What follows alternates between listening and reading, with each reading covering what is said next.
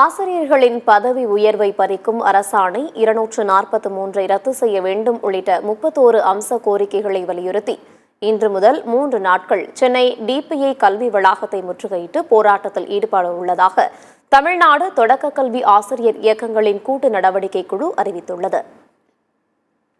தமிழ்நாடு தொடக்க கல்வி ஆசிரியர் இயக்கங்களின் கூட்டு நடவடிக்கை குழு டிட்டோஜாக் பேரமைப்பின் சார்பில் ஏற்கனவே நாங்கள் திட்டமிட்டபடி ஜூலை 29 முதல் தொடர்ந்து 3 நாட்கள் 31 அம்ச கோரிக்கைகளை வலியுறுத்தி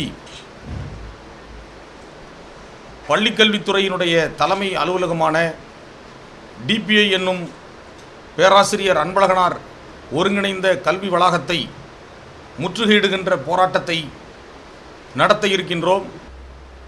இதுவரைக்கும் அவங்க எந்த காரணத்தையும் எங்களுக்கு சொல்லவில்லை. 12 அம்ச கோரிக்கைகளை ஏற்றுக்கொண்ட கோரிக்கைகளை நிறைவேற்றி தாருங்கள் என்று மீண்டும் மீண்டும் நாங்கள் கேட்டுக்கொண்டே இருக்கிறோம். அதற்கு எந்த விதமான பொருத்தமான பதிலும் இல்லாதனால தான் இப்போ மீண்டும் இந்த போராட்ட நடவடிக்கைக்கே நாங்கள் போயிருக்கிறோம். மிக விரைவாக இந்த மாறுதல் கலந்தாய்வு நடத்தினார்கள்.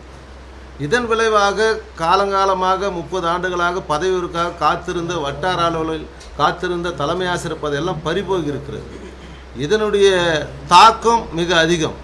இதன் காரணமாக கிராமப்புறத்தில் இருக்கிற ஆசிரியர் பெருமக்கள்லாம் நகரத்தை நோக்கி வந்த நிலையும், கிருஷ்ணகிரி தளி உள்ளிட்ட பகுதியில் நூற்றுக்கணக்கான பணியிடங்கள் காலி பணியிடமாகவே இருக்கிறது. இந்த 3 நாள் போராட்டங்களும் எங்களுக்கு போராட்டத்தில் கூப்பிட்டு எங்களுடைய கல்வி அமைச்சரோ அல்லது முதலமைச்சர் அவர்களோ அல்லது கல்வித்துறை செயலாளர் அவர்களோ எங்கள் கலந்து ஆலோசித்து பேசி ஒரு முடிவு எடுக்கவில்லை என்றால் அடுத்த கட்ட போராட்டமாக வருகிற தேதிகளிலே டிட்டோஜாக் உயர்மட்ட குழு கூடி நல்ல முடிவு எடுக்கும் என்று கூறிக்கொள்கிறேன்.